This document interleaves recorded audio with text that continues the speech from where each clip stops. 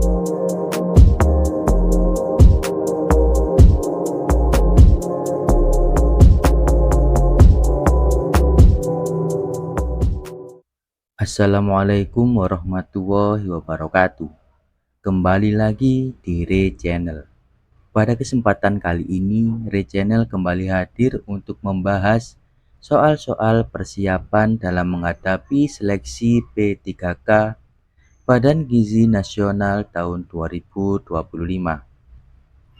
Untuk video part sebelumnya, kalian bisa lihat di channel ini.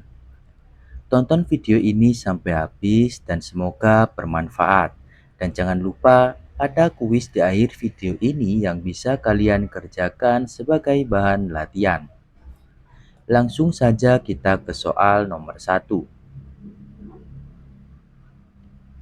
Salah satu indikator bahwa budaya pelayanan prima telah ditetapkan dengan baik adalah A. Jumlah SOP yang semakin banyak. B. Minimnya interaksi antara petugas dan masyarakat. C. Tingginya tingkat kepuasan dan kepercayaan pengguna layanan. D. Layanan hanya berfokus pada penyelesaian administrasi. E. Pelayanan dilakukan tanpa umpan balik pengguna.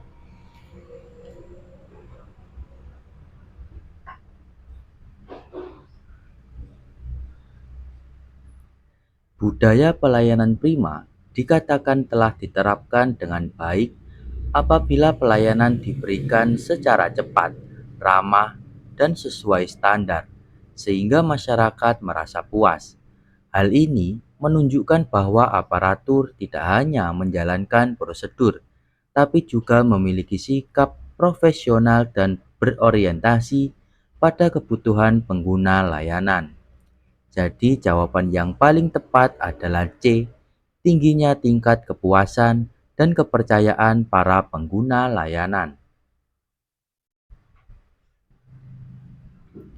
Soal nomor 2. Tujuan utama penerapan SOP pelayanan di Badan Gizi Nasional adalah A. Memberikan kebebasan penuh kepada petugas dalam melayani. B. Membatasi kreativitas petugas dalam bekerja. C. Mengurangi tanggung jawab petugas pelayanan. D. Memperpanjang alur pelayanan agar lebih teliti. E. Menjamin pelayanan berjalan terstandar, terukur, dan dapat dipertanggungjawabkan.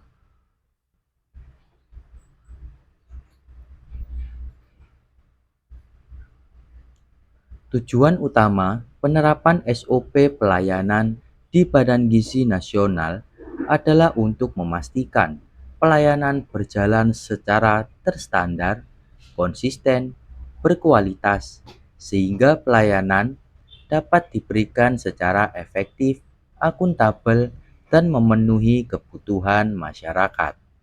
Jadi, jawaban yang paling tepat adalah E, menjamin pelayanan berjalan terstandar, terukur, dan dapat dipertanggungjawabkan.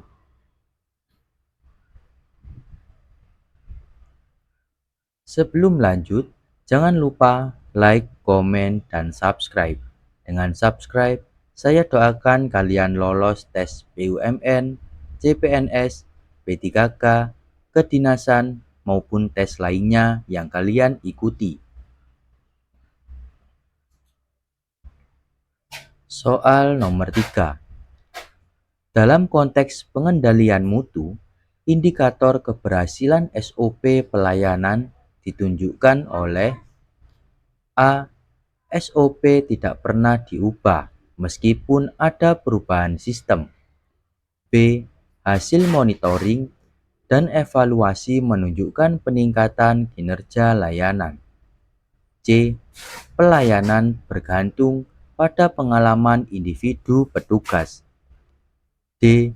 Tidak pernah dilakukan evaluasi SOP. Dan E.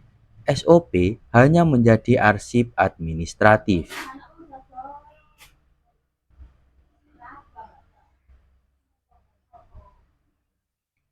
Dalam konteks pengendalian mutu, indikator keberhasilan SOP pelayanan ditunjukkan oleh terlaksananya pelayanan sesuai standar yang telah ditetapkan, minimnya kesalahan atau keluhan, serta tercapainya kepuasan dan kepercayaan masyarakat terhadap pelayanan yang diberikan, yang memiliki arti bahwa adanya peningkatan dalam kinerja yang diberikan oleh petugas.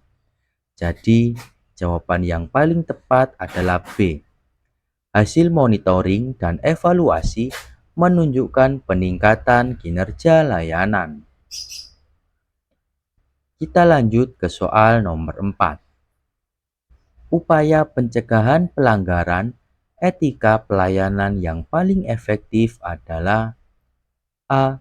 Memberikan sanksi setelah pelanggaran terjadi. B. Mengurangi interaksi dengan pengguna layanan. C. Membiarkan petugas bekerja tanpa pedoman etika. D. Menyusun kode etik, sosialisasi rutin, dan pengawasan berkelanjutan. E. Mengandalkan pengalaman individu semata.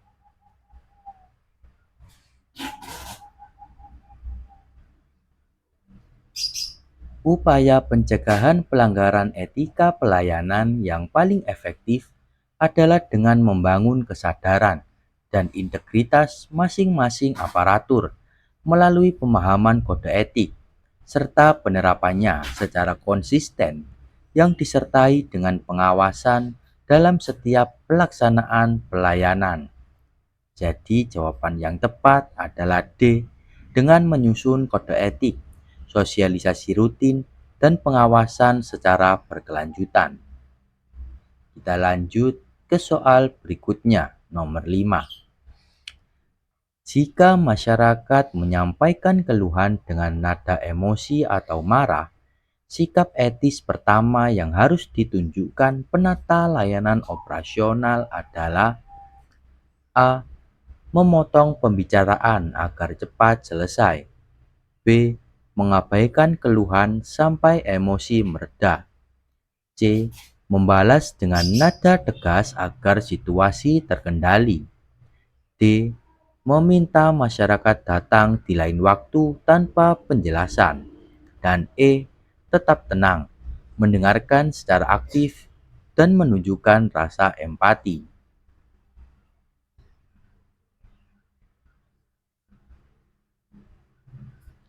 Sikap etis pertama yang harus ditunjukkan oleh penata layanan operasional adalah tetap tenang, kemudian bersikap sopan, dan mendengarkan keluhan masyarakat dengan penuh rasa empati sebelum selanjutnya memberikan penjelasan atau solusi.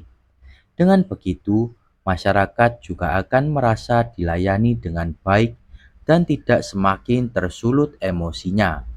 Jadi jawaban yang tepat adalah dengan tetap tenang, mendengarkan secara aktif, dan menunjukkan rasa empati. Lanjut ke soal nomor 6. Tindakan petugas yang meminta imbalan kepada masyarakat saat memberikan pelayanan di Badan Gizi Nasional termasuk dalam kategori A. Praktik pelayanan yang diperbolehkan. B. Upaya mempercepat proses layanan. C. Pelanggaran etika dan penyalahgunaan wewenang. D. Kebiasaan yang dapat ditoleransi. Dan E. Bentuk apresiasi atas kinerja petugas.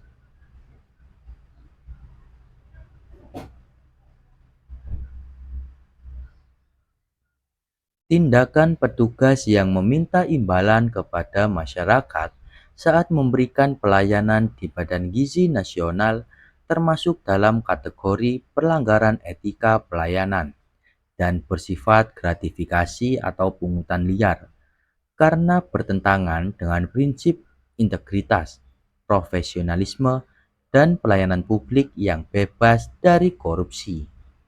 Jadi hal tersebut melanggar etika dan termasuk penyalahgunaan wewenang. Kita lanjut ke soal nomor 7. Makna prinsip kesetaraan dalam etika pelayanan publik adalah A. Memberikan perlakuan yang sama kepada seluruh masyarakat tanpa diskriminasi. B. Mengutamakan masyarakat yang memiliki kedekatan dengan petugas. C. Menyesuaikan pelayanan berdasarkan status sosial. D. Memberikan pelayanan lebih cepat kepada pihak tertentu. E. Memberikan pelayanan berbeda agar terlihat fleksibel.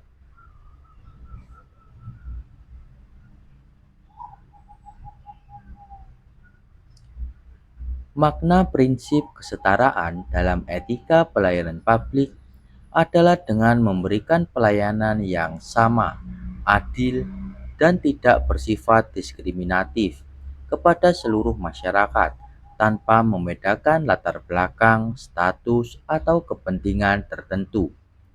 Jadi jawaban yang tepat adalah A. Memberikan perlakuan yang sama kepada seluruh masyarakat tanpa adanya diskriminasi. Lanjut ke soal nomor 8. Sikap yang harus dilakukan penata layanan operasional apabila mengetahui adanya petugas yang meminta imbalan adalah A. Membiarkannya agar tidak menimbulkan konflik internal. B. Mengabaikan kejadian jika nominalnya kecil. C. Menyampaikan kepada masyarakat agar memahami kondisi petugas. D. Melaporkan melalui mekanisme resmi sesuai ketentuan yang berlaku. Dan E. Menegur secara lisan tanpa pelaporan.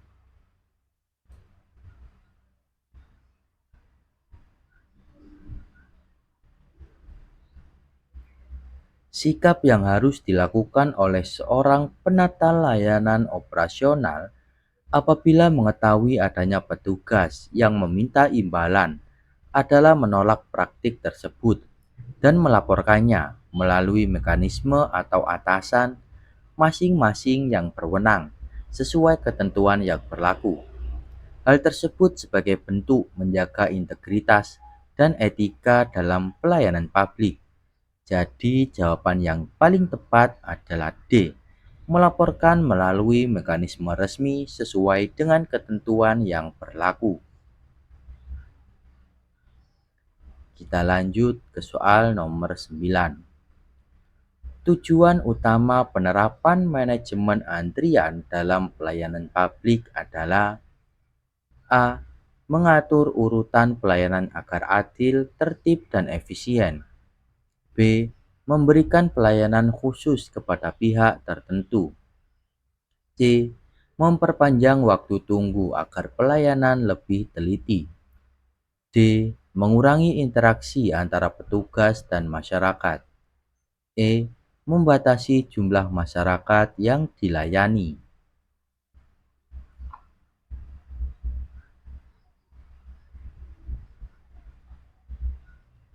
Manajemen antrian adalah proses mengelola alur pelanggan yang menunggu untuk mendapatkan layanan.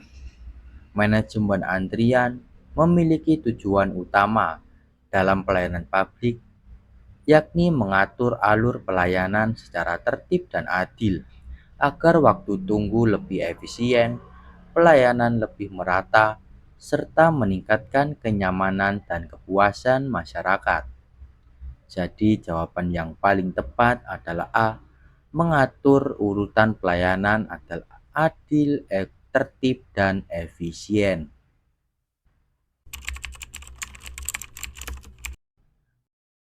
Rechannel mau umumin kalau channel ini punya produk rekomendasi yang bisa membantu proses belajar dan keseharian kalian.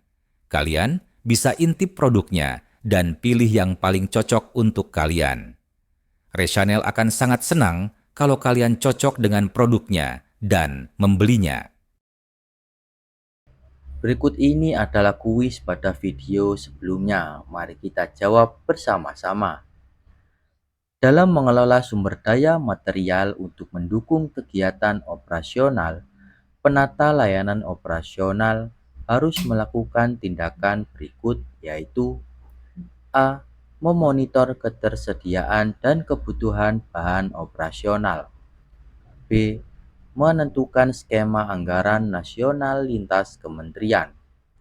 C. Menetapkan standar nasional mutu pangan. D. Melakukan audit keuangan tahunan organisasi. Dan E.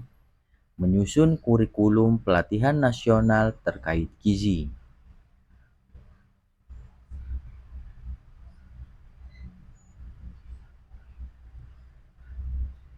Sumber daya material adalah barang, peralatan, dan perlengkapan fisik yang diperlukan untuk mendukung pelaksanaan operasional. Contohnya dalam konteks Badan Gizi Nasional, yaitu suplemen atau makanan tambahan untuk program gizi. Sebagai seorang penata layanan operasional, harus melakukan perencanaan kebutuhan, pengadaan, penyimpanan, distribusi, dan pemeliharaan sumber daya material, serta memonitor penggunaan agar tersedia tepat waktu, sesuai dalam jumlah dan dalam kondisi baik, untuk mendukung kegiatan operasional. Jadi jawaban yang tepat adalah A. Memonitor ketersediaan dan kebutuhan bahan operasional.